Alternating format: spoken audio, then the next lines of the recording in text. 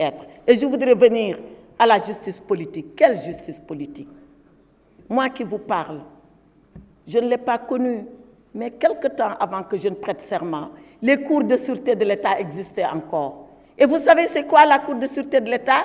C'est quand 2 ou 3 magistrats sont là, entourés d'hommes politiques, la plupart du temps des parlementaires comme vous, qui venaient juger leurs contradicteurs en politique, qui voulaient les emprisonner parce que seulement ils ont eu une pensée contraire à la leur en politique. Où avez-vous vu la Cour de sûreté de l'État ici? On l'a abrogée, on l'a supprimée. D'ailleurs, dès 1981, à l'avènement du président Abdou Diouf au pouvoir, ce qui se passe ici, c'est que quand un politicien commet un délit de droit commun, comme un autre Sénégalais commet un délit de droit commun, il est jugé par les mêmes juges, par les mêmes juridictions, dans les mêmes conditions.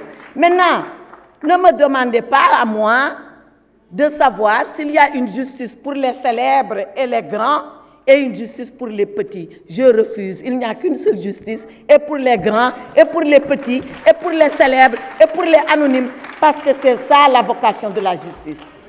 Et le président Birame Souleye Diop me dit la justice est incarnée par une femme. Oui, c'est une déesse qui s'appelle Thémis. Il me dit qu'elle a les yeux bandés. Oui, elle a les yeux bandés.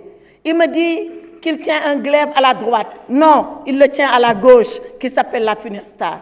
Il me dit qu'il tient la balance à la gauche. Non, il tient la balance à la droite. Elle pèse et elle soupèse.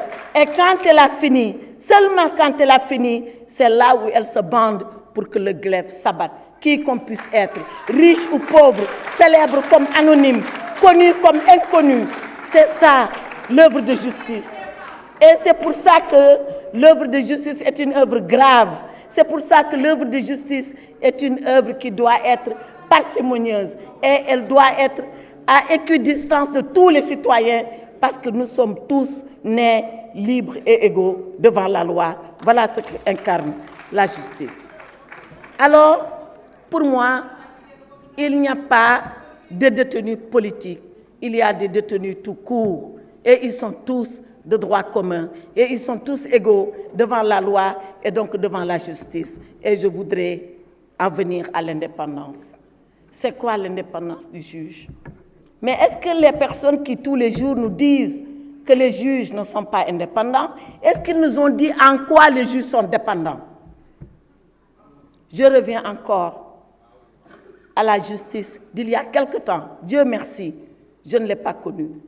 Ou pour aller au Conseil supérieur de la magistrature, le juge voyait sa carrière définie, son avancement ou sa rétrogradation décidée, sans qu'il n'ait la possibilité de participer, encore moins de savoir qu'est-ce qui va se décider sur son sort. Aujourd'hui, ce sont les mêmes juges qui décident de leur avancement, qui jugent de leur carrière, qui font leur propre discipline. Que fait le président de la République là-dedans? Rien, absolument rien. C'est ça l'indépendance de la justice. C'est de dire aux juges, vous avez une affaire et vous jugerez selon